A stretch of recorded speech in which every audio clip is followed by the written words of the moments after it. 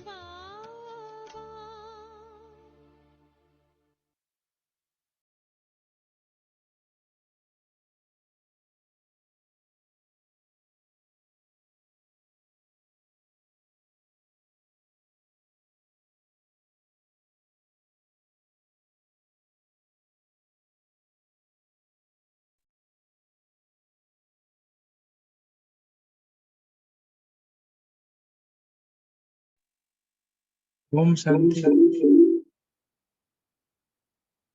शांति जी, ओम शांति। आज तो मेरा नेट ही नहीं चल रहा, पता नहीं। अभी तो खैर देख रही हूँ मैं, चल जाएगा तो। आवाज तो आ रहा है आपका। हाँ जी, आवाज अब आना शुरू हुआ है। तो शुरू, आप पहले शुरू करना पड़ेगा आपको, रुमावन बोल रहे। हाँ जी। ठीक पहले ठीक है आपका जी। मुरली चलेगा आज। हाँ। हाँ चलो ठीक है जी, मैं अब वरदान सुना रही हूँ जो आज मेरे बाबा ने भेजा है। ओम शांति सबको।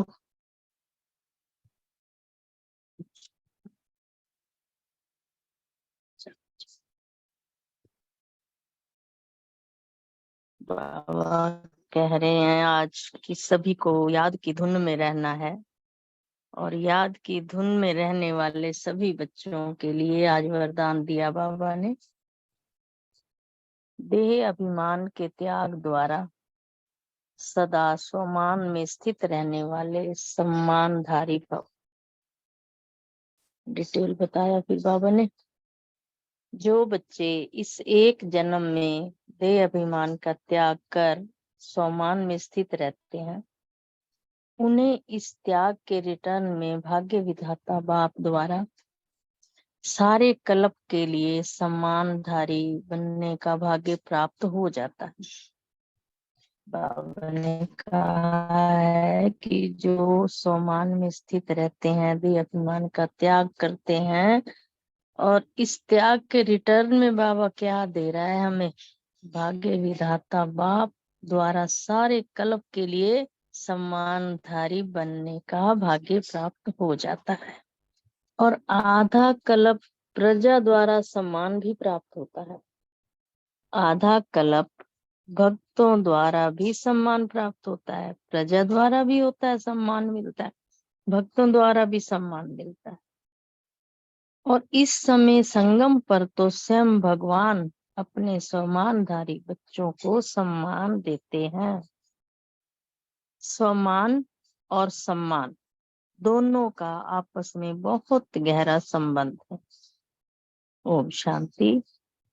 आगे जो स्लोगन है, हर कदम में बाप की, ब्राह्मण परिवार की दुआएं लेते रहो तो सदा आगे बढ़ते रहेंगे। ओम शांति, ओम शांति। शुक्रिया जी, शुक्रिया। ओम शांति।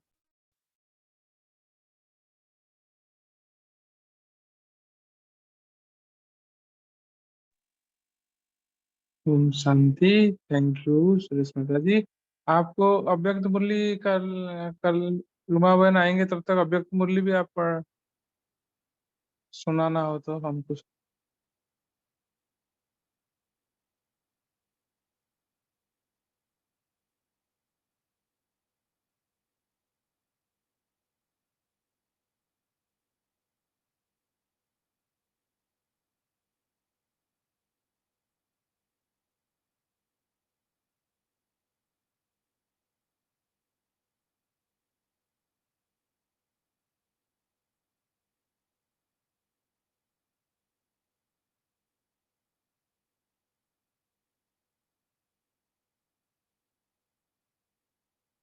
ओम शांति।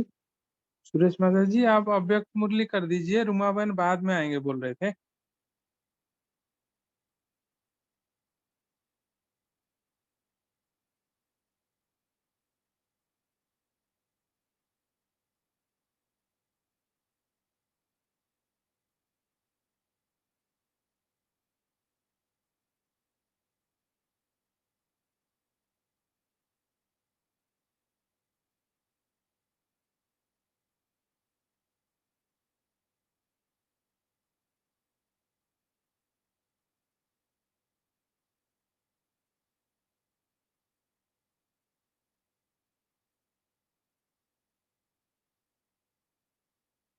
ओम शांति। हम सब मिलकर फिर साकार मुरली कर लेते हैं, थोड़ा थोड़ा एक एक पॉइंट।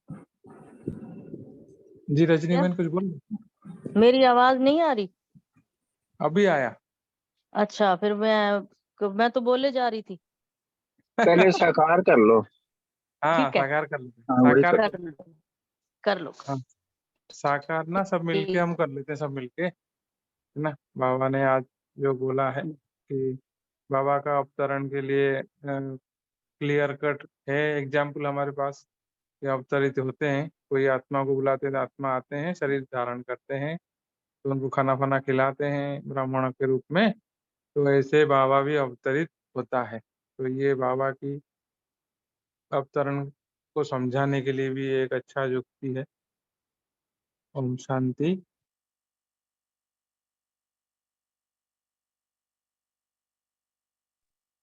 ओम शांति। आज बाबा ने आप मुए मर गई दुनिया इसको बहुत अच्छे से समझा दिया है कि जो है वो लोग तो दुनिया से मर गए तब समझते हैं, लेकिन हम जो है जन्म लेते ही।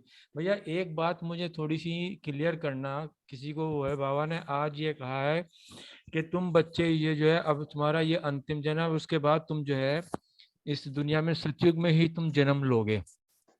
जो हमारी दीदी दादियां जो गई हैं तो वो उनका वो क्या है, वो उनका रोल किस तरह चलेगा फिर? आप शब्दों में नहीं जाया करो, बाबा के भाव समझा करो, शब्दों में नहीं जाया करो। हाँ ये नहीं मीनिंग वो है, तो हाँ चिंतन समझ करना गया है। मैं। हाँ ये यही है, जो रिप्लाई यही है, बाकी और भी कोई ऐड कर सकता है। हाँ जी, जिसमें जो हम समझ में आता है हमको भी, एक और चीज है शब्दों में नहीं जाना, और दूसरी चीज बाबा ने बोला है तो ये अंतिम जन्म है हमारी, हम जितना भी पुरुषार्थ करना है, देव पद प्राप्त करना है, कौन से पद प्राप्त करेंगे अब मैं कर सकता हूँ। अब मेरा चाहे मैं 50 साल सर्विस सेवा करने के बाद, ब्राह्मण जीवन करने बनाने के बाद मेरा शरीर चला जाता है, उसके बाद मैं जो जन्म लेता हूँ उसके बाद मेरे पद में कोई ग्रोथ नहीं होगा। भले मैं यज्ञ के लिए कुछ ना कुछ बाबा जैसे बुलाएगा करेगा, मैं यज्ञ के लिए और आत्माओं को पकड़ के लाऊंगा या जो भी सेवा करना है करूंगा, लेकिन मेरा पद में कोई उन्नति नहीं होगी। मेरा वही रहेगा जो मैं इस जन्म में करता हूँ, अंतिम जन्म में। इसलिए श्वासों श्वास इस जन्म का ही मेरे को सफल करना है, नहीं ये मेरा मेरे को। क्वेश्चन मैं ये पूछना चाह रहा है, मान लो आज ही मेरा मतलब ये शरीर शांत होता है तो मेरा भविष्य क्या होगा? आपका भविष्य आपके जितना पुरुषार्थ के ऊपर होगा, जो पुरुषार्थ आपने किया है उसी के ऊपर होगा। तो अगले जन्म लेके, जन्म तो लेंगे आप तो मैं वही ब्राह्मण है बनने के। जन्म तो नेक्स्ट जन्म तो अभी होगा ना। हाँ जन्म होगा, लेकिन उस जन्म के ऊपर आपका मर्तबा में कोई ग्रोथ वो नहीं होगा, इम्प्रूवमेंट नहीं होगा, वो तो क्योंकि इसलिए नहीं सेवा होगा के क्योंकि स्वरूप मैं ही। अगले जन्म में पता नहीं ब्राह्मण बनूंगा या नहीं, इसलिए नहीं ग्रोथ होगा। नहीं, ब्राह्मण जरूर बनोगे, अच्छा। ब्राह्मण तो जरूर बनना है आपको, क्योंकि एक बार जन्म लिए तो बाबा तो हाथ नहीं छोड़ेगा, है ना, जब तक आप खुद यज्ञ से भाग ना जाए, कोई हमारे में से कोई भाग ना जाए। तो वो है बाबा का हाथ, बाबा नहीं छोड़ेगा। बाबा आपको जितना हमने सेवा किया, जितना हमने सफल किया, जन्म तो अच्छा मिलेगा ही हमको, और साथ साथ हम ब्राह्मण बन के यज्ञ के लिए सहयोगी बनेंगे। योगी योगी योग के ऊपर हमारा पता नहीं कितना क्या रहेगा, लेकिन हमारा मर्तबा ऊपर नहीं जाएगा। तो इसीलिए मर्तबा नंबर बार यहीं पे फिक्स हो जाए। ठीक। ओम ओम शांति। शांति। आज की ना अव्यक्त मुरली में एक्सप्लेन किया गया है कि ब्रह्मा बाबा का अभी सेवा और सहयोग का पार्ट है, इसी मुरली में है शायद, इसमें आगे मैंने सुना था कि ब्रह्मा बाबा का सहयोग का और सेवा का पार्ट है, तो जो रमनी भाई ने कहा in addition to that. Thank you. ओम शांति। आज बाबा ने कहा कि तुम बच्चों को आप समझाते हैं कि कोई भी आवाज नहीं करना, सिर्फ बुद्धि से बाबा को याद करना है कि ये आवाज नहीं। हाँ, और बाबा ने कहा कि तुम जानते हो जीते ईश्वर की गोद में आने से फिर दुख रूपी दुनिया भी खत्म हो जाएगी जब बाबा की गोद में आ गए। तो फिर एक रुद्रमाला का बहुत अच्छा बताया आज बाबा ने कि तुम रुद्रमाला में पिरोने के लिए इस रुद्र ज्ञान यज्ञ में बैठे हो, कल पहले मुआफिक। दूसरा कोई सत्संग नहीं जहाँ ऐसे समझते हो कि हम ईश्वर के बाप के गले में पिरोएंगे, बाप से तो जरूर वर्षा मिलेगा, तो ऐसा कोई और सत्संग नहीं है, बाबा कह रहे हैं। ओम शांति। ओम शांति। बाबा ने आज कहा है स्वदर्शन चक्रधारी बनना है और बनाना है। ओम शांति।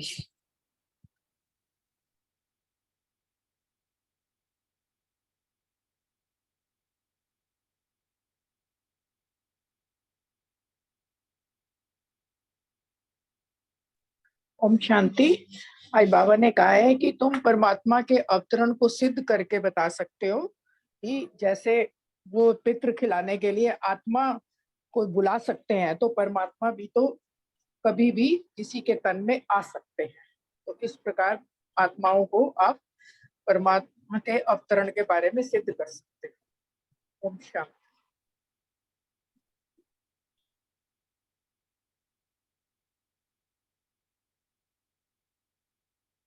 जी, एक दो पॉइंट और कोई बताएंगे तो टाइम हम फिर सुरेश माता जी आप रेडी हो तो फिर अव्यक्त मुरली में चलेंगे। और कोई पॉइंट बताएं। रेडी हाँ हूँ जी, रेडी हूँ मैं तो उस टाइम भी बोल रही थी पर माइक अनम्यूट नहीं कर रखा था। हमें ना ब्राह्मण परिवार की दुआएं लेते रहना है और आगे बढ़ते रहना है। माँ बाप की दुआएं और ब्राह्मण परिवार की दुआएं।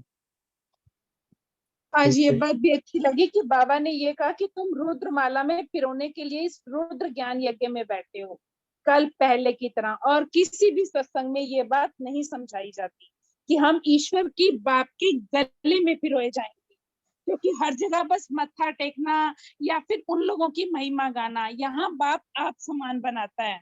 ओम शांति। आज बाबा ने ये भी कहा था मेरे सिर पर रखता है, बाबा माथे पर रखता है। कितनी खुशी होनी चाहिए।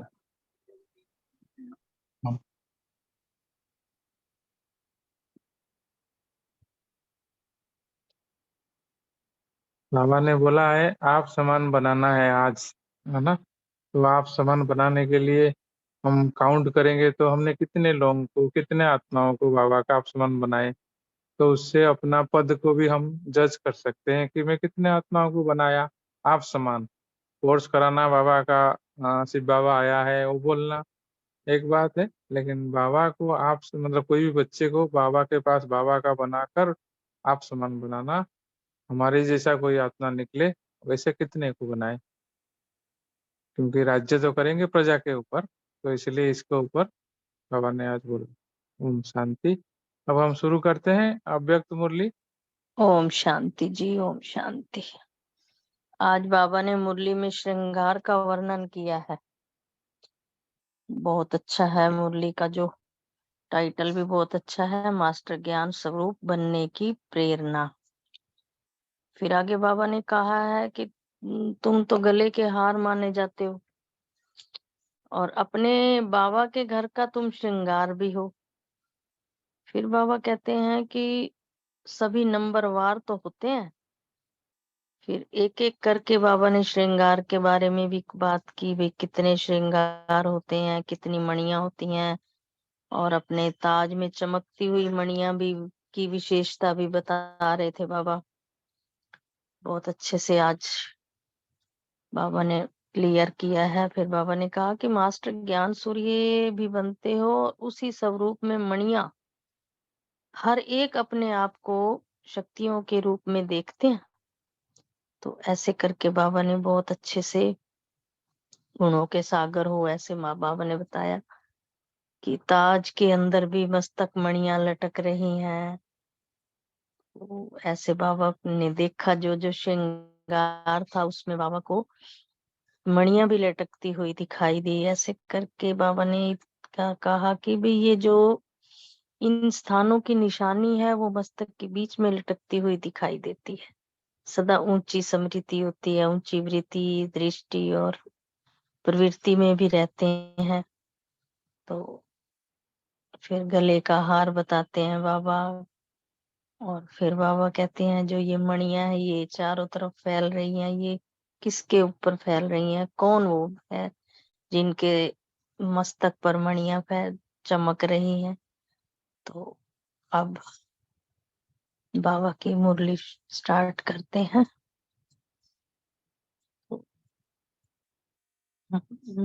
जो टाइटल है मुरली का बहुत अच्छा है, मास्टर ज्ञान स्वरूप बनने की प्रेरणा। कैसे ज्ञान स्वरूप बन सकते। फिर आगे बाबा विश्व रूपी बेहद ड्रामा में मुख्य अथवा विशेष पाठधारी बनाने वाले और अंधकार मिटाने वाले ज्ञान सूर्य शिव बाबा ने आज बच्चों से बातें की। बहुत अच्छा बाबा कहते हैं स्वयं को बाप दादा का श्रृंगार, ब्राह्मण कुल का श्रृंगार, विश्व का श्रृंगार, अपने घर का श्रृंगार समझते हो। बहुत ध्यान से सुनने वाली मुरली है। अभी कौन सा श्रृंगार समझते हो तुम अपने आप को, बाबा पूछ रहे हैं। स्वयं को बाप दादा का श्रृंगार, ब्राह्मण कुल का श्रृंगार, विश्व का श्रृंगार, अपने घर का श्रृंगार समझते हो। बच्चों को बाप के सिर का ताज और गले के का हार माना जाता है। बाबा कहते हैं जो बच्चे हैं मेरे सिर का ताज हैं, मेरे गले का हार है, तो इसलिए बाप दादा के श्रृंगार हो। अपने घर परम धाम व शांति धाम में भी सर्व चमकते हुए सितारों के समान आत्माओं के बीच विशेष चमकते हुए घर के श्रृंगार हो। आपने बहुत अच्छे से बताया कि जो अपने घर परम धाम व शांति धाम में सर्व चमकते हुए सितारों के समान विशेष चमकते हुए घर के श्रृंगार, साकार सृष्टि अर्थात विश्व के अंदर विश्व, ड्रामा के अंदर हीरो पाठधारी, विशेष पाठ बजाने वाली विशेष आत्माएं हो और विश्व के श्रृंगार हो। ऐसे अपने को श्रेष्ठ श्रृंगार समझते हुए तुम चलते हो। भाई हम कितने श्रेष्ठ हैं और हम बाबा के गले का हार हैं, बाबा के सिर का ताज है, अपने आप को समझते हो। बाप दादा अपने श्रृंगार को देख रहे थे, फिर उन्होंने क्या देखा? जो उनका अपना श्रृंगार है बाबा का, तो उन्होंने क्या देखा कि सभी को चमकती हुई मणियों के रूप में देखा। सभी मेरे जो बच्चे हैं सब चमकती हुई मणियां हैं और रूप सबका चमकती हुई मणियों का था, रूप भी सबका चमक रहा था। तो फिर बाबा कहते हैं लेकिन नंबरवार तो होते ही है ना। तो फिर आज कितने रूप में बाबा ने देखा कि कौन सी मणियां आज 3 रूप में श्रृंगार के मणियों में देखा, वो कौन सी हैं बाबा आगे बता रहे हैं। जो पहला श्रृंगार है सिर के ताज में मस्तक बीच चमकती हुई मणियों को भी देखा और रूप सबका चमकती हुई मणियों का था। अब इन तीनों प्रकार की मणियों में अपनी अपनी विशेषता देखी और पहले नंबर की मणियां अर्थात ताज में चमकती हुई मणियों की विशेषता भी थी, जो वो बाबा बता रहे हैं कि ये सब मणियां बाप समान मास्टर ज्ञान सूर्य समान चमक रही थी। बाबा ने कहा सिर के ताज में मस्तक के बीच में चमकती हुई मणियों को देखते हैं, फिर रूप भी सबका चमकते हुए देखा, फिर तीनों प्रकार की मणियों की अपनी अपनी विशेषता देखी। ये सब मणियां बाप समान मास्टर ज्ञान सूर्य समान चमक रही थी। जैसे सूर्य की किरणें विश्व को प्रकाशमय बनाती हैं, चारों कोने के अंधकार को दूर करती हैं, ऐसे ही जो मास्टर ज्ञान सूर्य स्वरूप मणियां हम बच्चों को बाबा कह रहे हैं कि जैसे तुम मास्टर ज्ञान सूर्य स्वरूप मणियां हर एक अपने सर्व शक्तियों रूपी किरणें चारों ओर फैलाने वाली देखी। बाबा ने हमारे में भी चारों ओर किरणें फैलाने वाली मणियों को देखा। हर एक की हर शक्ति रूपी किरणें बेहद विश्व तक पहुंच रही थी, कोई हद तक नहीं थी, एक तक नहीं, अल्प आत्माओं तक नहीं, लेकिन विश्व तक फैल रही थी। फिर बापा कह रहे हैं कि साथ साथ बाप समान सर्व गुणों के मास्टर सागर इसकी निशानी हर मणि के अंदर सर्व रंग में समाई हुई थी, एक में सर्व रंगों की झलक थी। ऐसे मास्टर गुणों के सागर सर्व रंगों की रंगत में से चमकते हुए ताज की श्रेष्ठ शोभा भी देखी। ताज के अंदर मस्तक बीच लटकती हुई वह मणियां बाप दादा के विशेष श्रृंगार रूप में दिखाई दी। बाबा कहते हैं जो मणियां लटक रही थी वो विशेष श्रृंगार रूप में दिखाई दी मुझे। इन विशेष मणियों का मस्तक के बीच लटकते हुए का भी रहस्य है। वो रहस्य कौन सा है बाबा आगे बता रहे हैं कि ये विशेष मणियां सदा साकार रूप में मस्तक के बीच चमकती हुई मणि अर्थात आत्मा स्वरूप में सदा स्थित रहती है। ये विशेष रहस्य बताया बाबा ने कि साकार सृष्टि में रहते हुए बुद्धि सदा बाप की याद, घर की याद, राजधानी की याद और ईश्वरीय सेवा की याद में लटकी हुई रहती है। फिर इसलिए बाबा ने कहा कि इनका जो स्थान भी उच्च स्थिति की निशानी मस्तक के बीच लटकते हुए दिखाई दी। जो इनका ऊंचा स्थान है उसकी निशानी भी उच्च स्थिति की निशानी थी, वो मस्तक के बीच में वो भी लटकती हुई दिखाई दी। और ऐसी आत्माएं सदा ऊंची स्मृति, ऊंची वृत्ति, ऊंची दृष्टि और ऊंची प्रवृत्ति में रहती हैं। बाबा कहते हैं जो ऐसी आत्माएं मस्तक के बीच में टकती हुई होती हैं, वो उनकी सारी स्थितियां ऊंची रहती हैं। कोई भी एक भी स्थिति में डावाडोल नहीं होते, सदा ऊंची स्थिति रहती है, ऊंची वृत्ति होती है, ऊंची दृष्टि भी उनकी बहुत ऊंची होती है और प्रवृत्ति भी बहुत ऊंची होती है। इसलिए उन्हें ऊंचा स्थान अर्थात सिर का ताज प्राप्त होता है। सबसे ऊंचा श्रृंगार तो होता है ताज, और ताज जो होता है ऊंचाई का भी सिंबल है। सबसे ऊंचा ताज होता है माथे का ताज, सिर का ताज, साथ साथ मालिकपन का भी सिंबल है। ये मालिकपन भी दर्शाता है जो ताज का सिंबल होता है, और सर्व प्राप्तियों का भी सिंबल है, अधिकारीपन का भी सिंबल है। 3 प्रकार का सिंबल बताया बाबा ने ताज को। ऐसे मस्तक मणियों व ताज नशीन मणियों की विशेषता सुनी तुमने? बाबा ने जो बताई ऊपर ये विशेषताएं सुनाई मणियों की, जो ताज नशीन मणियां हैं उनकी विशेषताएं हैं ये। ऐसी विशेष मणियां बहुत थोड़ी दिखाई दी बाबा को। ये थी फर्स्ट नंबर की मणियां व फर्स्ट नंबर का श्रृंगार। अब दूसरे नंबर का श्रृंगार सुना रहे हैं बाबा। बाबा कहते हैं दूसरे नंबर का जो श्रृंगार है वो बाप दादा के गले का हार है। उन्हीं की विशेषता क्या थी और उसका आधार क्या था? अब बाबा आगे क्वेश्चन में फिर आंसर बता रहे हैं कि वह सब मणियां भी अपनी चमक चारों ओर फैला रही थी। लेकिन उसमें फर्क क्या था? बाबा ने फर्क पूछा फिर भी। सब मणियां जो चमक रही थी और अपनी चमक फैला भी रही थी, तो उनमें और उसमें फर्क क्या था? तो बाबा ने कहा जो पहले नंबर की मणियां की शक्ति की किरणें चारों ओर समान फैली हुई थी, लेकिन गले के हार की मणियों की किरणें सर्व समान नहीं थी। बाबा ने कहा जो गले का हार था उसकी मणियों की किरणें बराबर नहीं थी, कोई तो छोटी थी और कोई बड़ी थी।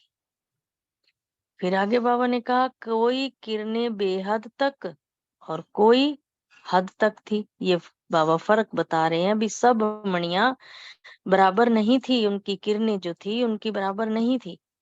तो बाप के कोई तो समीप थी, लेकिन कोई बाप समान नहीं थी। सर्व गुणों के रंग समाये हुए थे, सर्व रंग स्पष्ट भी नहीं थे। जो किरणें फैली हुई थी उन श्रृंगार की, बाबा कह रहे हैं कि उसमें सब के रंग भी अलग थे और गुण भी अलग थे। सर्व गुणों के रंग समाये हुए तो थे, लेकिन थे अलग अलग। फिर बाप दादा ने कहा ऊपर स्नेह और सहयोग के आधार पर बलिहार थे, इसलिए गले का हार थे। बाबा ने कहा जो बाप दादा के ऊपर जो बच्चे स्नेह और सहयोग के आधार पर बलिहार थे, तो इसीलिए उनको गले का हार कहा था।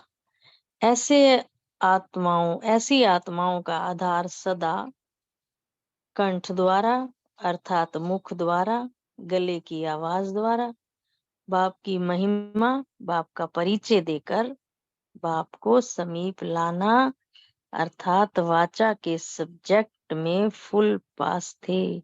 बाबा कहते हैं वाचा के सब्जेक्ट में तो सारे बच्चे पास होते हैं, कंठ से बोलते हैं, मुख से बोलते हैं, गले की आवाज, सारी बातें बाबा ने बताई है। ये उसका आधार है जिससे वाचा में सारे सब्जेक्ट में फुल पास है। परंतु मनसा की सब्जेक्ट में फुल पास नहीं है। बाबा कहते हैं जैसे मनसा सेवा करते हो उस सब्जेक्ट में फुल पास नहीं थे, वाचा में तो थे। सदा स्मृति स्वरूप भी नहीं थे, लेकिन सदा स्मृति दिलाने स्वरूप इस आधार से बाप के समीप बाप के गले का हार बनते हैं। सदा स्मृति दिलाने वाले इस आधार से बाप के समीप गले के हार का, बाप के गले का हार बनते हैं।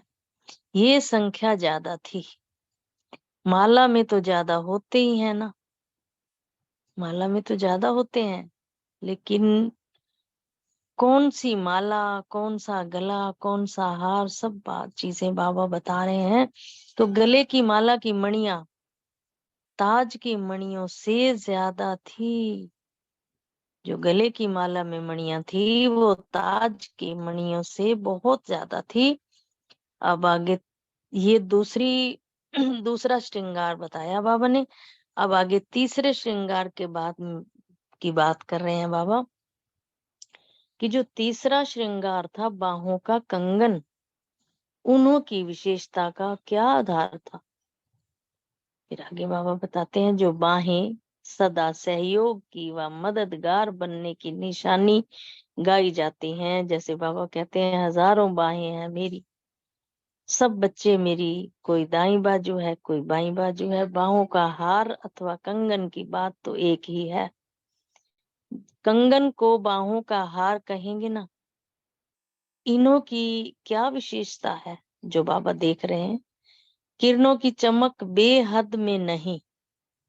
जो कंगनों की, हाँ, बाहों के कंगन की विशेषता बताई बाबा ने कि इनकी जो किरणें थी वो बेहद की चमक में नहीं थी, लेकिन हद में थी। सर्व गुणों के रंग भी नहीं थे, लेकिन कोई कोई गुण रूपी चमकता हुआ दिखाई दे रहा था। वे कोई कोई गुण रूपी दिखाई दे रहा था। इनों की विशेषता हर सेवा के कार्य में सदा सहयोगी, कर्मणा की सब्जेक्ट में फुल पास, अर्थात सेवा अर्थ तन मन धन सदा एवर रेडी। बाबा ने कहा कर्मणा की सब्जेक्ट में फुल पास है और तन मन धन से भी सदा एवर रेडी रहते हैं। ये तीसरी प्रकार के बताए बाबा ने। श्रृंगार बाप के स्नेह रूपी बाहों में सदा समाये हुए और बाप दादा का हाथ सदा अपने ऊपर अनुभव करने वाले थे। सदा साथ रहने वाले नहीं, लेकिन अपने ऊपर हाथ अनुभव करने वाले। ये संख्या भी बहुत ज्यादा थी। अपने हाथों को ऊपर करने वाले, उसका अनुभव करने वाले, इनकी संख्या भी ज्यादा बता रहे हैं बाबा। ये भी सहयोगी आत्माएं हैं। वह समान आत्माएं और वह समीप आत्माएं। समझा? बाबा कहते हैं समझा ये 3 प्रकार का जो श्रृंगार है। तो आज 3 रूप में, श्रृंगार रूप में सर्व बच्चों को बाबा ने देखा। अब अपने आप को देखो कि मैं कहाँ पर हूँ, मैं कौन से श्रृंगार में आता हूँ, मैं कौन सी सेवा में आता हूँ। ये है आज का समाचार जो बाबा ने आज हमें सुनाया। सूक्ष्म वतन का जो समाचार सुनने में भी रुचि होती है ना। अच्छा, फिर आगे बाबा याद प्यार दे रहे हैं। ऐसे नंबरवार सर्व श्रृंगार की मणियों को बाप दादा के सदा स्मृति में रहने वाली समर्थ आत्माओं को और सदा सर्व के शुभ चिंतक बच्चों को बाप दादा का याद प्यार और नमस्ते। सभी बच्चों की, तीव्र पुरुषार्थी बच्चों की बाप दादा को याद प्यार और नमस्ते। ओम शांति। शुक्रिया बाबा, बहुत शुक्रिया। सब बच्चों का भी शुक्रिया। थोड़ी देर बाबा को याद करके फिर अपने क्वेश्चन आंसर पे आते हैं। ओम शांति।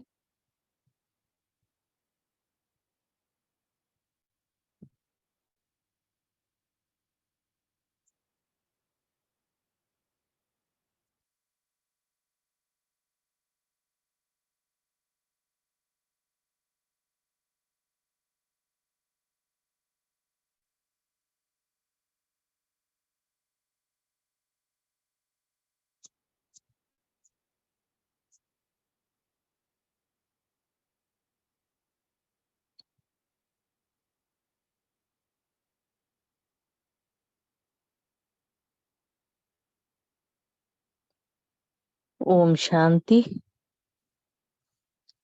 सभी बहन भाई रेडी हैं?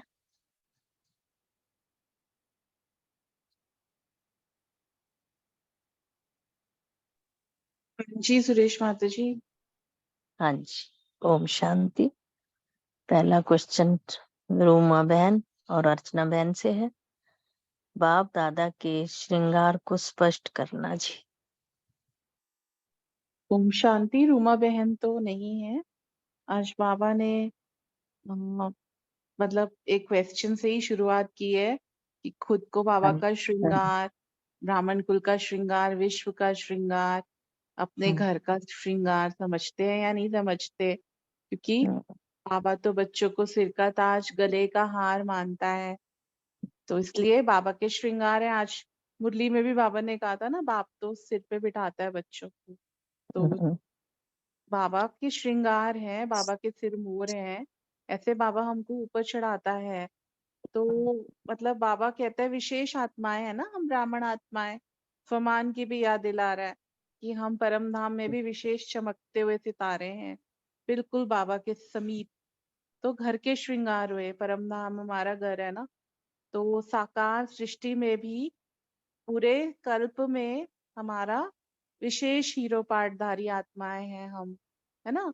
तो हम पूरे विश्व के श्रृंगार।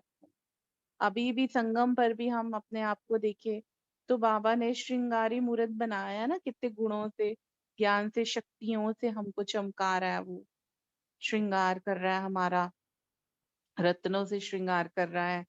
तो बाबा ने हम सबको चमकती हुई मणियों के रूप में देखा। तो भले नंबरवार है लेकिन सभी बच्चे बाबा के श्रृंगार हैं, सभी मणियां है ना बाबा के। तो बाबा श्रृंगारों को देख रहा था। तो इसी से इतना ही मेरा क्वेश्चन का आंसर है। हाँ बाकी आगे जी। वही देंगे। ओम शांति। हाँ जी। ओम शांति। आगे अशोक भाई जी व रूमी बहन। रूमी बहन का तो शायद विजय भाई जी के पास आया होगा। ओम और शांति। हाँ जी। जैसे अभी अर्चना बहन बता रही थी, उसी के कंटिन्यूएशन में बाबा ने पहला श्रृंगार बताया है।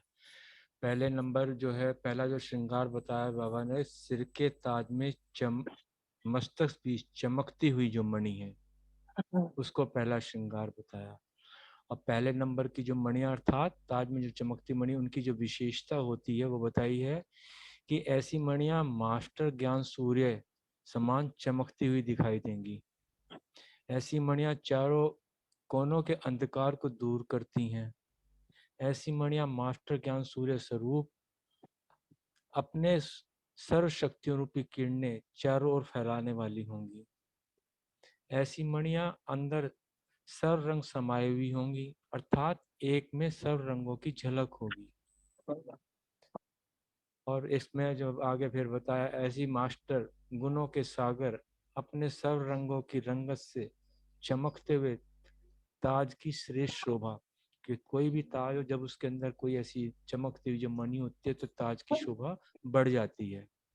फिर ये बाबा ने इसमें चमकती हुई जो मस्तिष्क के बीच में जो चमकते जो लटकते हुए जो उसका है मणि जो लटकती हैं, उसका भी रहस्य बताया है कि ऐसी शेष जो मणि है सदा रूप में मस्तिष्क के बीच चमकती हुई जो लटकती हुई है, इसको बताया है आत्मा स्वरूप में सदा स्थित रहती हैं। इसको क्लियर किया है कि साकार सृष्टि में रहते हुए भी उनकी बुद्धि सदा शिव बाबा की याद, घर की याद, राजधानी की याद और ईश्वरीय सेवा की याद में लटकी रहती है। भले वो घर परिवार सृष्टि में रहते, लेकिन बुद्धि जो है हमेशा ऊपर ईश्वरीय सेवा में लटकी होती है। इसीलिए ऐसी मणियों का जो स्थान है, ऊंच स्थिति की निशानी मस्तिष्क बीच लटकते हुए दिखाई देती हैं। ऊंच मीन्स ऐसी आत्माएं सदा ऊंची स्मृति, ऊंची वृत्ति, ऊंची दृष्टि और ऊंची प्रवृत्ति में रहती हैं। इसलिए उन्हें ऊंचा स्थान अर्थात सिर का ताज प्राप्त होता है। यहाँ पर ऊंचाई का सिंबल जो बताया बाबा ने, एक तो बताया मालिकपन की स्थिति होती है, सर्व प्राप्तियों की स्थिति होती है, और अधिकारीपन का जो है स्मृति में ज्ञान होता है। लेकिन बाबा ने यहाँ पर क्लियर कह दिया कि ऐसी विशेष मणियां बहुत थोड़ी हैं, हमें बहुत अभी पुरुषार्थ करना है बाबा के ऐसी मणियां बनने के लिए। ओम शांति। ओम शांति जी, ओम शांति। थैंक यू भाई जी आपका। रूमी आगे बहन का आंसर सुरेश माता जी आपके इसमें भी भेज दिया, आप पढ़ना चाहो तो आप पढ़ लो। मेरे को आप बोल लो, आप पढ़ दो। चलो, हाँ ओम जी। शांति। उनका आंसर आया है, आज बाप दादा 3 प्रकार के श्रृंगार और उनकी विशेषताएं देख रहे थे। पहला श्रृंगार वह आत्माएं परमात्मा के ताज के रूप में दिखाई दे रही थी। वह आत्माएं बाप समान मास्टर ज्ञान सूर्य बन कर विश्व की सेवा कर रही हैं। ऐसी आत्माएं सदा स्मृति स्वरूप हैं कि मैं आत्मा शरीर के अंदर मणि के रूप में चमकता सितारा हूँ। उनका बुद्धि योग बाप से व घर से लगा रहता है। वह शरीर में आकर अपना कर्म करते हैं, वो डिटैच हो जाते हैं और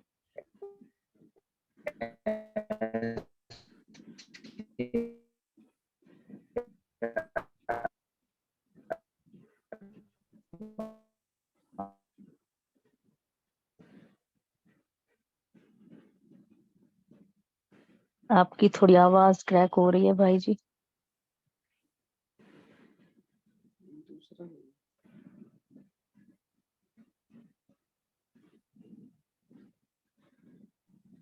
सुरेश बहन आप पढ़ दीजिए, आपके पास भी है मैसेज। ओम शांति सुनाई दिया नहीं दिया? लास्ट वाली लाइन नहीं सुनाई दी, बाकी तो सारा सुन लिया था। अच्छा सॉरी, फिर मैं निकल आया था कोई ना। हाँ कोई बात। ओके, चलो मैं आगे कर देती हूँ फिर, या अगर लास्ट सुना रहे हो तो दोबारा देख लो। 1 मिनट होल्ड करो। हाँ जी। अभी कर रहे थे। हाँ, लास्ट में उन्होंने बताया कि ऐसी आत्माओं को सदा अधिकारीपन का नशा रहता है, इसलिए ऐसी आत्माओं का श्रृंगार ताज के रूप में होता है। इस सुंदर परिवार का बहुत बहुत शुक्रिया और हमारी रोमी बहन का भी बहुत बहुत शुक्रिया। All the best. जल्दी जल्दी आओ रोमी बहन आप हमारे बीच में। ये हमारी बाबा से बीच में हैं, शब्दों में आए। हाँ शब्दों में आए, सही बात है। चलो अगला है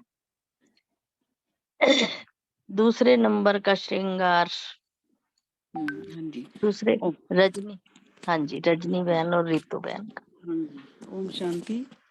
बहुत सुंदर मुरली है आज की। बहुत श्रृंगार बाबा ने बताए हैं कि बाप दादा के गले का हार है। दूसरे जो नंबर के श्रृंगार बाबा ने बताए वो बाबा के गले के हार हैं। और उनकी क्या विशेषता बताई, किस आधार है कि वे सब मणियां भी अपनी चमक को चारों ओर फैला रही थी। जो अपनी उनकी मणियां थी वो अपनी चमक को चारों ओर फैला रही थी। लेकिन जो फर्क था, क्या था फर्क, कि पहले नंबर की मणियों की शक्ति की जो किरणें थी ना, वो चारों ओर समान फैली हुई थी। लेकिन गले के हार की मणियां की किरणें जो थी वो सर्व समान नहीं थी, कोई छोटी कोई बड़ी थी। जैसे कि उसकी थी मस्तक मणि की थी, ऐसी नहीं थी, कोई छोटी कोई बड़ी थी। तो बाबा कहते हैं कि कोई किरणें बेहद तक और कोई हद तक थी। मतलब कुछ तो बाप के समीप थी, लेकिन बाप के समान नहीं थी। पास तो थी उनके, लेकिन बाप के समान नहीं थी, गुणों में जैसे शक्तियों सब में। और सर्व गुणों के रंग में भी समाये हुई थी, लेकिन सर्व रंग स्पष्ट नहीं थे। रंग तो सारे थे गुण के समाये हुए, लेकिन स्पष्ट नहीं थे, सारे रंग धुंधले थे। तो बाप दादा कह रहे हैं कि बाप दादा के ऊपर जो है स्नेह और सहयोग के जो आधार पर बलिहार थे गले के हार, इसलिए गले के हार थे। स्नेह और सहयोग में तो बाबा के बलिहार हैं वो। और ऐसी आत्माओं का आधार जो है, मतलब मुख से जो हम बाबा को किसी को परिचय देते हैं या कुछ भी बाबा की बात बताते हैं, तो मुख से तो हम बहुत अच्छी सुना देते हैं और बाप की महिमा, बाप का परिचय भी दे देते हैं। तो उसको क्या हो गया, वो बाप को समीप लाना हो गया। और वाचा के सब्जेक्ट में हम फुल पास हैं बाबा कह रहे हैं, क्योंकि हमने वाणी से तो अच्छे से सुना दिया, बता दिया, लेकिन मनसा के सब्जेक्ट में फुल पास नहीं है, क्योंकि मनसा सेवा हम वो कहते हैं कम करते हैं वो, तो वाचा के सब्जेक्ट में तो फुल पास है। लेकिन बाबा कह रहे हैं सदा स्मृति स्वरूप नहीं है, लेकिन सदा स्मृति दिलाने वाले हैं, याद दिलाने वाले हैं, खुद याद के स्वरूप कम है। तो इस आधार से बाप के समीप बाप के गले का हार बनते हैं।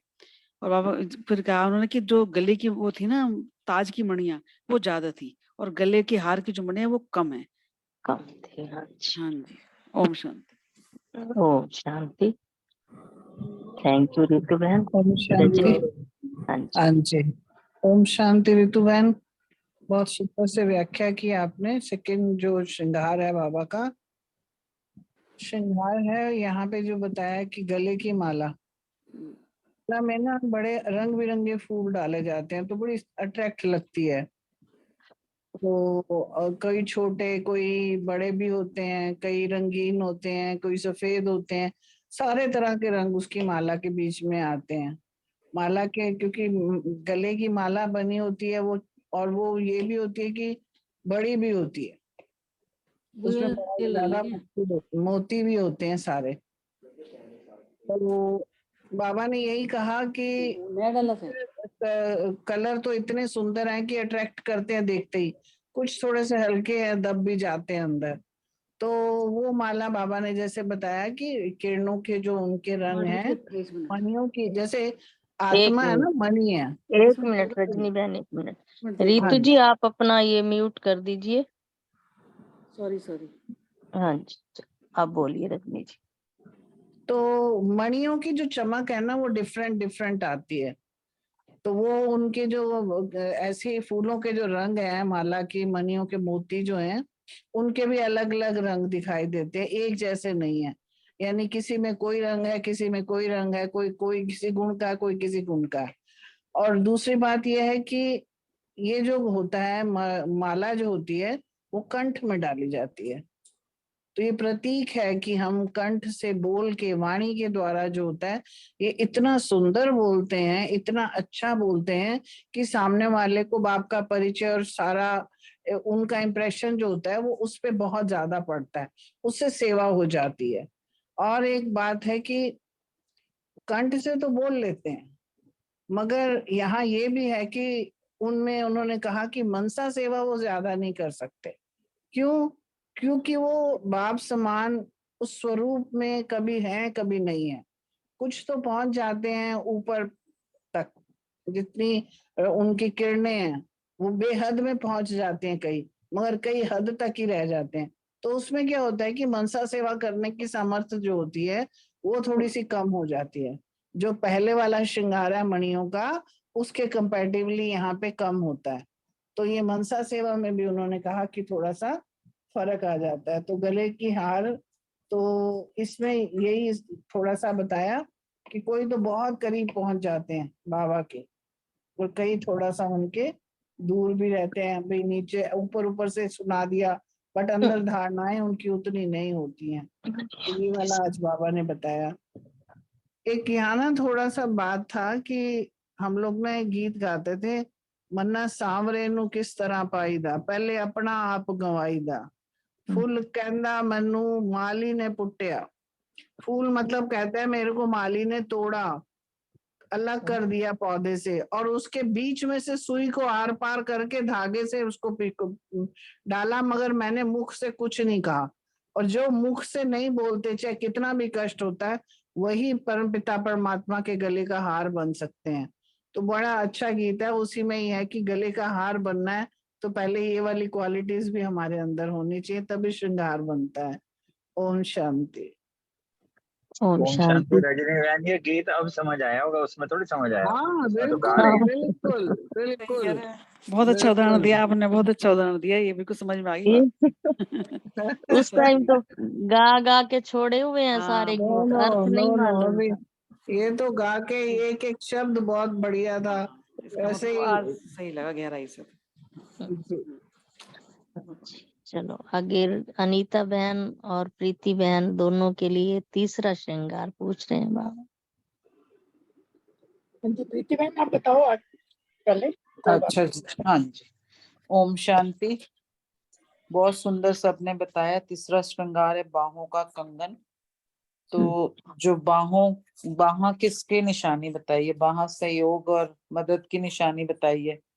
या तो बाबा वही कह रहे बाहों का हार को या कंगन को एक ही बात है भाई, कंगन को बाहों का हार भी कह सकते हैं। तो उसकी विशेषताएं बताइए बाबा ने कि किरणों में चमक बेहद में नहीं लेकिन हद में थी, और सारे गुणों में नहीं थी लेकिन कुछ कुछ गुण रूपी रंग चमकते हुए दिखाई दे रहे थे। इसका यही जो मेरे को समझ आया कि सारे गुण में नहीं थे पर कुछ कुछ गुणों में भरपूर थे।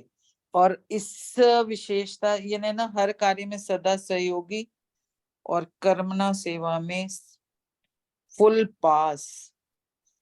तो इसका बाबा ने आगे यही बताया कि तन मन धन से सदा एवरेडी और बाप के स्नेह रूपी भाव में सदा समाये हुए होते हैं और बाप दादा का हाथ अपने सिर पर अनुभव करते हैं।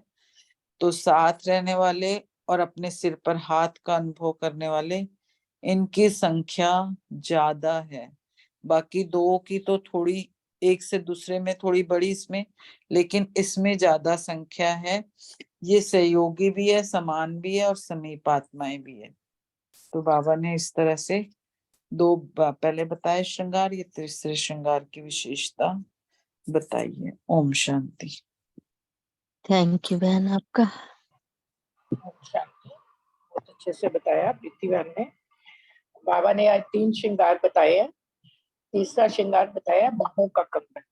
उसमें बाहें जो है ना, बाबा कहते हैं सहयोग की निशानी बताई जाती है। जैसे बोलते हैं ना बाबा कि ब्रह्मा बाबा 1000 भुजाओं वाला बाबा है, तो वो 1000 भुजाएं जो है, हम जो सब बाबा के बच्चे, ब्राह्मण बच्चे बाबा के मददगार बनते हैं, वो उसी का वो सिंबल दिखाते हैं।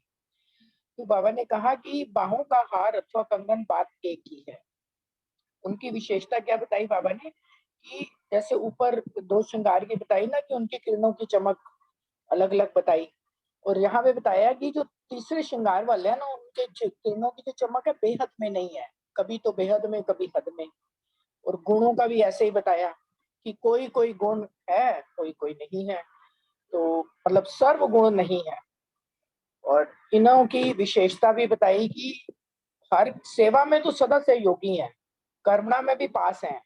सेवा में बताया कि तन मन धन से सदा एवर रेडी, और बाप के स्नेह रूपी बाहों में सदा समाये हुए, और बाप दादा का हाथ और साथ सदा अपने ऊपर अनुभव करते हैं। लेकिन फिर भी बाबा ने कहा कि सदा साथ रहने वाले नहीं है। बाबा का हाथ अपने ऊपर अनुभव करते हैं लेकिन सदा बाबा के साथ नहीं रहते हैं।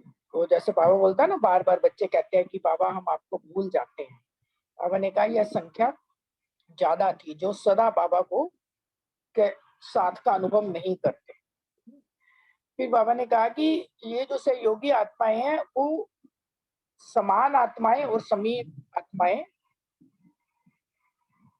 हैं। समझा 3 प्रकार का श्रृंगार बाबा मतलब बता रहे हैं कि यह थी सहयोगी आत्माएं, वो थी समान आत्माएं और समीप आत्माएं।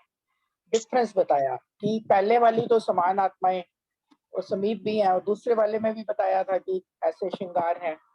तीसरी वाली बताया वो सिर्फ सहयोगी है। 3 प्रकार का श्रृंगार बाबा ने सब प्रकार के बच्चों को देखा। बाबा कह रहे सूक्ष्म वतन से बाबा इस प्रकार हम सब बच्चों के श्रृंगार देख रहे थे। तो अब हमें जो है अपने को चेक करना है कि हमारे में क्या क्या कमी है और हमें कैसे नंबर 1 नंबर 3 पे है तो नंबर 2 में पहले जाएं, फिर नंबर 2 से नंबर 1 में हम आए। इस प्रकार हमें अपने पुरुषार्थ को आगे बढ़ाने के लिए स्वयं अपने आप को आगे बढ़ाना है। ओम शांति। ओम शांति जी, ओम शांति। आगे आशना जी और वनीता जी, हमारा अंतिम स्वरूप क्या है बाबा पूछ रहे हैं। इसके लिए तो दूसरी मुरली यहाँ पढ़नी पड़ेगी आपको। अच्छा, हाँ, पढ़ूं? वो मुरली पढ़े, बाकी सारे जो जैसे कहें। सेकंड अच्छा, पार्ट निकालो फिर वो हाँ पढ़ो। हाँ हाँ, मैं पढ़ देती हूँ। ठीक है। पूरी पढ़नी है क्या, बस ये 2 क्वेश्चन ही निकालने हैं? नहीं नहीं, छोटी है पूरी छोटी सी पूरी है, में भी छोटी। छोटी सी। ठीक है जी, ठीक है, ओके जी।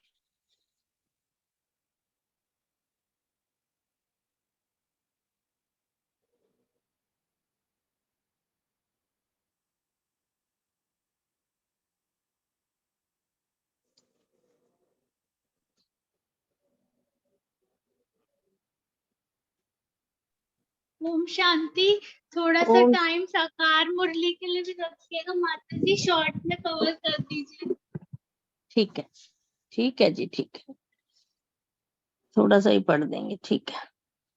दूसरी मुरली है आज 8-10-1975 की सेकंड पार्ट है। स्वयं संतुष्ट होने तथा दूसरों को संतुष्ट करने की बाबा विधि पूछ रहे हैं। चलो जी। बाबा ने कहा कि सर्व को संतुष्ट करने वाले हो तुम, पावरफुल स्टेज पर खड़ा रहने वाले हो और आसुरी संस्कारों को मिटाने वाले हो। इसको शिव बाबा अपने संगम युगी वत्सों के प्रति बोल रहे हैं।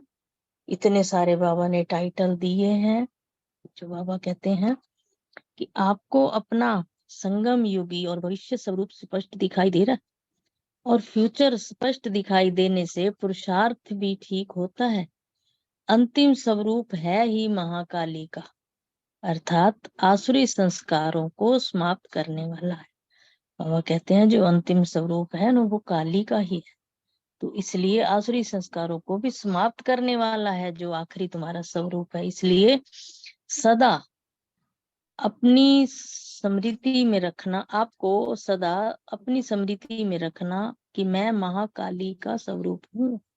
इसलिए आप में अब कोई भी आसुरी संस्कार नहीं होना चाहिए। जब महाकाली का स्वरूप हो जाएगा तो उसमें आसुरी संस्कार कोई नहीं होगा, सब समाप्त हो जाएंगे। तो आप निमित्त बनी आत्माओं को सदा ये अटेंशन रहना चाहिए कि मैं तीव्र पुरुषार्थ करूं। और तीव्र पुरुषार्थ का स्लोगन क्या है, बाबा ने पूछा। आगे बहुत अच्छा स्लोगन बता रहे हैं बाबा। जो कर्म मैं करूंगा मुझे देख दूसरे भी वैसा करेंगे, ये वो मध्यम पुरुषार्थ का स्लोगन है। और तीव्र पुरुषार्थी का स्लोगन तो एक और बताया बाबा ने, जैसा संकल्प मैं करूंगा मेरे संकल्प का वैसा ही वातावरण बनेगा। और वो कहते हैं जो मैं करूंगा और मुझे देख दूसरे करेंगे, ये तो बहुत पहले का हो गया। अब जो नया स्लोगन है वो ये है कि जैसा संकल्प मैं करूंगा और मेरे को देखकर वैसा ही वातावरण बनेगा। क्या बात है बाबा, कमाल है। संकल्प का भी आधार वातावरण पर और वातावरण का आधार पुरुषार्थ पर है। जो संकल्प करेंगे उसे सभी फॉलो करेंगे। बाबा यही पूछ रहे हैं भाई, जो वातावरण का आधार है वो तो पुरुषार्थ है, और जो संकल्प करेंगे उसे देख दूसरे भी फॉलो करेंगे। तो कर्म तो मोटी बात है, लेकिन संकल्प पर अटेंशन, संकल्प को हल्की बात नहीं समझना। संकल्प तो बहुत बड़ी बात है, कर्म है मोटी बात, और संकल्प जो है बड़ी महीन बात है, हल्की बात नहीं है ये। क्योंकि संकल्प तो बीज है, संकल्प रूपी बीज कमजोर होगा तो कभी भी पावरफुल फल अनुभव नहीं होगा। इसलिए संकल्प को पावरफुल बनाना है, कोई भी हल्का संकल्प नहीं लेना। तो फिर आगे बाबा कहते हैं एक संकल्प का तो व्यर्थ जाना, और ये भी एक भूल है बहुत बड़ी। भाई एक भी संकल्प हमारा व्यर्थ चला जाए, ये तुम्हारी बहुत बड़ी भूल है। जैसी वाणी हुई भूल महसूस होती है, वाणी में जो कोई भूल होती है वो महसूस होती है हमें, और वैसे व्यर्थ संकल्प की भूल भी हमें महसूस होनी चाहिए। वाणी की तो हम महसूस कर लेते हैं, लेकिन संकल्प की नहीं करते। बाबा कहते हैं अपनी चेकिंग करो, तब ही आप आगे बढ़ पाओगे, नहीं तो निमित्त बनने का जो चांस मिला है उसका लाभ भी नहीं उठा पाओगे। अब तो वो ये महीन पुरुषार्थ होना चाहिए, बहुत महीन पुरुषार्थ करो। जो मोटे पुरुषार्थ का समय था वो तो समाप्त हो गया। कर्म और बोल में गलतियों का होना ये तो बचपन है, तो अब तुम बचपन में नहीं हो, अब वानप्रस्थी का पुरुषार्थ होना चाहिए। अब हमारी अवस्था जो है वो वानप्रस्थी की है। अब भी अगर बचपन का पुरुषार्थ करते हो तो लक अर्थात भाग्य की लॉटरी को गवा देते हो। अगर अभी भी तुम बचपन का पुरुषार्थ कर रहे हो, बाबा बहुत अच्छी बात बता रहे हैं भाई, अपनी किस्मत की लॉटरी को तुम गवा देते हो, अपने लक को भी तुम गवा देते हो। कभी हर्षित कभी उदास, कभी तीव्र पुरुषार्थ और कभी मध्यम पुरुषार्थ का होना, ये कोई विशेष आत्मा की निशानी नहीं है। विशेष आत्माओं में ये वाले अवगुण नहीं होने चाहिए जो बाबा ने कहा, उदास, कभी हर्षित हो जाना, कभी उदास हो जाना, कभी तीव्र पुरुषार्थ में आ जाना, कभी मध्यम हो जाना। ये निशानी नहीं है तुम्हारी। तुम विशेष आत्मा तुम तो विशेष आत्मा हो। विशेष आत्माओं की ये निशानियां नहीं होती, ये तो साधारण आत्मा की होती। अब तो आप सभी में विशेष न्यारापन होना चाहिए। न्यारे बनो, बाबा कहता है, सबके प्यारे बनो। और फिर बाबा कहता है, जो अपनी पावरफुल स्मृति कमजोर आत्माओं की स्थिति को भी पावरफुल बना दो। जो तुम्हारी स्मृति पावरफुल है तो उसे देख कमजोर आत्माएं भी पावरफुल बन जाएं, ऐसी स्थिति तुम्हारी होनी चाहिए। और संतुष्ट ना होने के कारण सर्विस भी रुकी हुई है।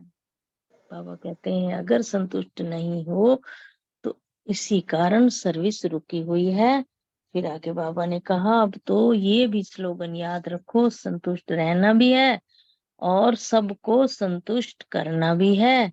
फिर बाबा कहते हैं, समझा समझा, अच्छा। ओम शांति।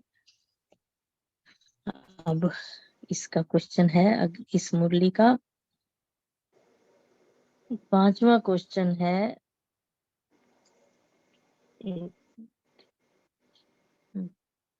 आशना बहन और विनीता बहन के लिए, ये हमारा अंतिम स्वरूप कौन सा है, बाबा पूछ रहे हैं।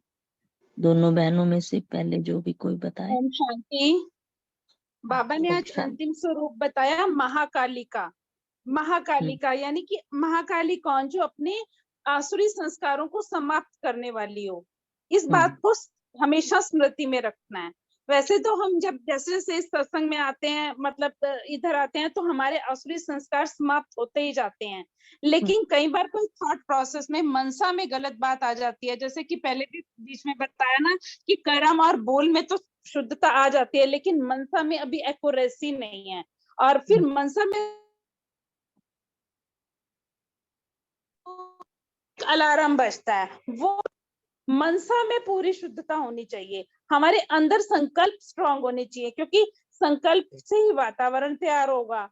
जैसे संकल्प हम करेंगे वैसे ही हमारा वातावरण बनेगा। और आज तीव्र पुरुषार्थ का स्लोगन ही यही है। ओम शांति। ओम शांति। थैंक यू बहन। ओम आशना जी। शांति। हाँ जी, हाँ। तो ये जो अंतिम पुरुषार्थ है जो बाबा बात कर रहा है, इसका जैसे विनीता बहन ने शेयर किया, ये है महाकाली। महाकाली को जब भी हम स्मृति में लाते हैं ना, तो किसी भी देवी को लाते हैं, लेकिन महाकाली थोड़ी स्पेशल होती है, क्योंकि उसको हम देखते हैं उसमें कमजोरी का ना नामो निशान भी नहीं होता। मतलब जैसे बाबा कहता है ना कि महाकाली हमारा अंतिम स्वरूप है, तो वो ऐसा विकराल स्वरूप होता है, संस्कारों के ऊपर ऐसा स्वरूप होता है कि 1 सेकंड की उसकी आंख से ना, जैसे वो दिखाते हैं ना सारे राक्षस खत्म हो जाते हैं, वैसे ही हम मुझे आत्मा के अंदर से सारी कमजोरी सब कुछ खत्म हो जाता है। वो स्वरूप है जो सब आसुरी संस्कार खुद के तो खत्म होते ही है, और सामने वाली आत्मा के तो, जैसे वो दिखाते हैं ना काली की दृष्टि कैसी होती है। तो अगर महाकाल की महाकाली बनना है तो बहुत मेहनत करनी होगी। तो मुझे जो फील हुआ इसमें, जैसे बाबा ने कहा ना कि आप निमित्त हो, हम निमित्त बनी हुई आत्माएं हैं, तो अटेंशन देना है कि कुछ भी ऐसा नहीं करना है संकल्पों से, चाहे वाणी से, चाहे किसी भी चीज से। जैसे बाबा बोलते हैं ना कि बचपन अभी गया। अगर महाकाली का देखो तो उसमें नम्रता नहीं है, उसमें शक्ति स्वरूप है, उसमें प्यार है, लेकिन सिर्फ अपने बच्चे के लिए, लेकिन कमजोरी को बल देने वाली जिसको कहेंगे, या मतलब सर्वशक्तिवान की शक्ति जो सबसे पावरफुल चीज होती है ना, वो महाकाली को दिखाते हैं। तो अगर ऐसा स्वरूप धारण करना है और बाबा के साथ वो पार्ट निभाना है महाकाल और महाकाली का, जिसे बाबा कहता है, तो उसके लिए फिर अपनी हर कमजोरी के ऊपर, हर संस्कार के ऊपर एक भी ऐसा नहीं बचना चाहिए कि वो चीज हो जाए। तो इसके लिए बहुत पावर चाहिए। तो ये मुझे फील हुआ। तो ये चीज कैसे प्राप्त होगी वो हम थोड़ा शेयरिंग भी कर सकते हैं अगर कोई करना चाहता है तो। बट ये सब मुझे ऐसा फील हुआ, ये अंतिम पुरुषार्थ ही हमें आगे पास विद ऑनर बनाता है। हेलो, तो बाकी आगे अब देखते हैं। ओम शांति। हाँ इतना ही बहन, आगे उन्होंने वो पोटली पढ़नी है ना। तो अभी है रमनी भाई जी और विजय भाई जी, स्वयं संतुष्ट होने तथा दूसरों को संतुष्ट करने की विधि को स्पष्ट करिए। ओम शांति। जी ओम शांति। जल्दी जल्दी कर लेते हैं। इसमें जो हमको समझ में आया, इसमें बाबा ने आज जो बोला है कि हमारा पुरुषार्थ वहां तक जाना चाहिए, संकल्प तक। किसी के लिए संकल्प में गलत कर दिया तो तीव्र पुरुषार्थ में उसको ठीक करना है। तीव्र पुरुषार्थ वो होता है जो बोल कर हम तो छोड़ो, संकल्प को बिल्कुल एक्यूरेट रखना है। तो इसके लिए बाबा ऐसे बोलते हैं संतुष्ट रहना है। तो उस अंतिम पुरुषार्थ की बाबा बात कर रहा है। तो अंतिम पुरुषार्थ की जरूर जा रहे हैं तो मेरे संपूर्ण स्वरूप मैं जितना भरपूर हूँ तो मैं संतुष्ट होऊंगा तब से, जब मैं मेरे प्राप्तियों का कोई कमी नहीं रहेगा। इच्छा मात्र अविद्या में होगा, तब ये तब होगा जब हम पूरा पुरुषार्थ करके जितना कर सकते हैं, अपने पुरुषार्थ करके बाप समान जो स्थिति है वो उसके जितने करीब हम पहुंच सकते हैं अपने उड़ान के हिसाब से, शक्ति के हिसाब से। तो तीव्र पुरुषार्थ करके हम वहां तक पहुंचना है। जितना मैं पहुंचूंगा तो मैं दूसरों को भी वहां तक लेके जा सकता हूँ। और ये है बाबा का संतुष्ट रहना है और संतुष्ट करने की विधि बाबा ने बताया। ओम शांति। ओम शांति जी। थैंक यू भाई जी। विजय भाई जी। Thank you very much. कोई नहीं, साकार मुरली कर लो, हो गया कवर पूरा। चलो थोड़ा ठीक है। सा ओके जी, आ जाओ रूमा बहन। रूमा जी।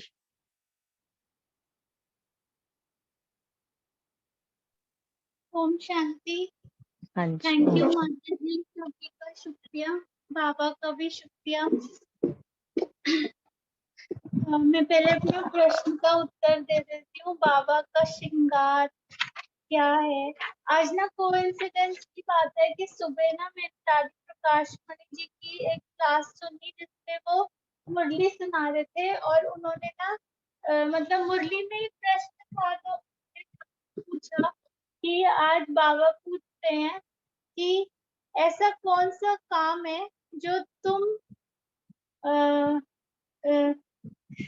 तुम बच्चे करते हो पर मैं नहीं करता।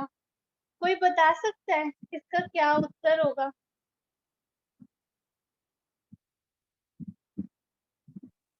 हम पावन बनने का पुरुषार्थ करते हैं, बाबा नहीं करता, क्योंकि बाबा तो एवर प्योर है।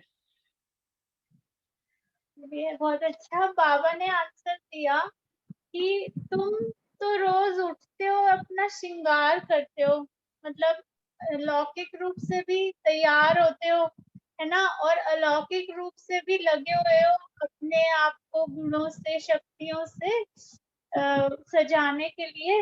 लेकिन मैं कभी अपना श्रृंगार नहीं करता। तो वो साकार मुरली में बाबा ने ऐसे बोला।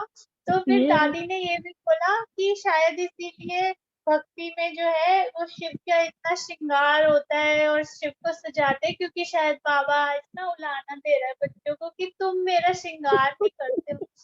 तो आज बाबा ने फिर अव्यक्त मुरली सुना दी। बाबा ने बच्चों को ही अपना श्रृंगार बना लिया, 3 तरह के श्रृंगार, तो माथे पे ताज भी बना लिया, गले की माला भी और हाथों के कंगन भी बना लिया बाबा ने बच्चों को, है ना। तो देखो जैसे वो कहते हैं ना कि जब बेटी घर में होती है ना तो जैसे वो कहती है मुझे ये करना है, मुझे ये करना है, तो पापा जरा, आजकल के जमाने में ये नहीं होता, आप लोग तो बड़े हैं तो आपने ये सब एक्सपीरियंस किया होगा। तो पापा जो होते थे वो तो आंख दिखा देते थे कि नहीं, मतलब भाई सिंपल रहो। तो मम्मी कहती थी कर लेने दो ना, पता नहीं आगे जाके कैसे मिलेंगे, करने देंगे कि नहीं करने देंगे। तो मम्मी साइड ले लेती थी कि चलो करने दो ना। तो वही है। तो बाबा और फिर जैसे मम्मी क्या बोलती थी कि भाई ये सज गए, समझो हम सज गए। तो बाबा भी वही बोलता है कि मेरे बच्चे ही मेरा श्रृंगार है, मेरे बच्चे सज गए तो मैंने ताज भी पहन लिया, माला भी पहन ली और कंगन भी पहन ली। सही सही सही। तो थैंक यू। तो आगे अभी जो है पावन ने पावन ने यही कहा कि हम सभी बाबा के श्रृंगार हैं, ब्राह्मण कुल के, विश्व के, अपने घर के, और जो है परम धाम शांति धाम में बाबा सर्व चमकते हुए सितारों के समान आत्माओं के बीच विशेष चमकते हुए घर के श्रृंगार, साकार सृष्टि अर्थात विश्व के अंदर, विश्व ड्रामा के अंदर हीरो पाठधारी, विशेष पाठ बजाने वाले विशेष आत्माएं हो, विशेष विश्व के श्रृंगार बाबा ने हमको बोला। और तो ऐसे अपने को समझना है। और बाबा हमें देख रहे हैं, खुश हो रहे हैं चमकती हुई मणियों को, और पर बाबा कह रहे हैं नंबर वार है, तो अपनी अपनी पॉलिश सही करनी है सबको। ओम शांति। आज की साकार वाणी रिवाइज करते हैं।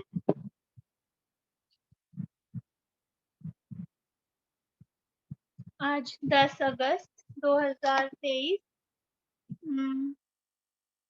बाबा कहते हैं कि जब तुम बाप की गोद में आते हो तो ये दुनिया ही खत्म हो जाती है, तुम्हारा अगला जन्म नई दुनिया में होता है। इसलिए कहावत है, आप हुए मर गई दुनिया। आज बाबा ने गीत भी यही सुनाया है कि जीना तेरी गली में और मरना तेरी गली में।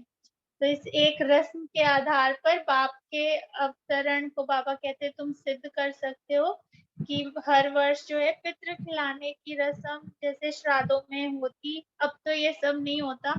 पहले ये साकार मुरली है तो बाबा इसलिए सुना रहे हैं कि किसी ब्राह्मण में आत्मा को बुलाते, फिर उनसे बातें करते, उनकी आश पूछते हैं। अब शरीर तो आता नहीं, आत्मा ही आती है, ये भी ड्रामा में नूत है। और फिर बाबा कहते हैं कि ऐसे तुमको समझाना है कि जैसे आत्मा ब्राह्मण में प्रवेश कर सकती है, उसी तरह परमात्मा का अवतरण भी ब्रह्मा के तन में होता है। तो ऐसे ऐसे सिद्ध करके समझाना है। और जब कोई मरता है तो कहते हैं राम राम कहो, और जब उठा के ले जाते हैं उनके शरीर को तो कहते हैं राम नाम सत्य है। तो ये भगवान को ही कहते हैं, परमपिता परमात्मा ही सत्य है और उनका ही नाम लेना चाहिए। माला भी राम राम की सिमरते हैं।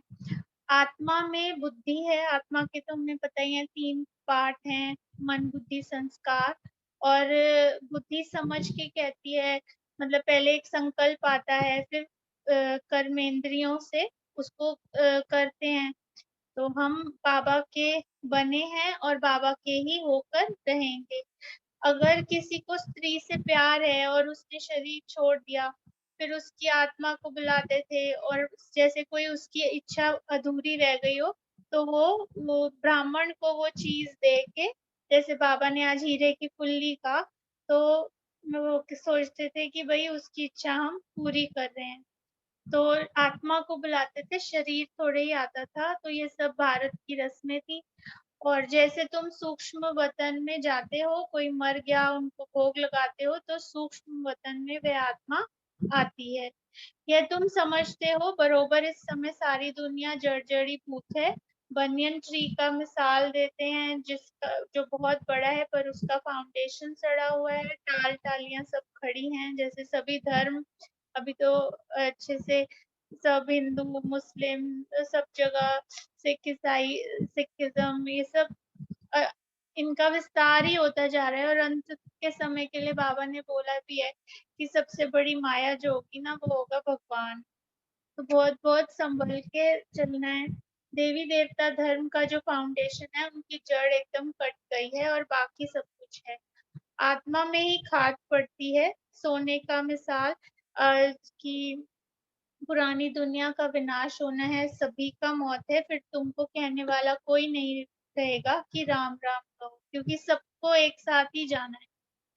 तो तुम सूक्ष्म वतन में जाते हो, कितने बड़े बड़े फल तुमको दिखाते हैं, शुभी रस खिलाते हैं, जो निमित्त बनते हैं उनको साक्षात्कार कराते हैं। हो सकता है अगर तुम याद में रहेंगे, बाबा के बच्चे बनेंगे, तो पिछाड़ी में तुमको भी जो है बाबा साक्षात्कार कराएगा। और बच्चों को समझाया है, सिर्फ कोई को लिटरेचर देने से समझ नहीं सकेंगे, समझाने वाला टीचर भी जरूर चाहिए। क्योंकि आजकल किताबें तो इतनी हैं। एक बार सचिन भाई ने कहा था, सपोज तुम्हारा दिल करता है मैं एक बुक लिखूं, तो क्या क्या उससे क्या करोगे? इतनी बुक्स हैं, कौन पढ़ रहा है आजकल? तो वैसे ही अब तो खैर ऑडियो बुक्स का जमाना हो गया।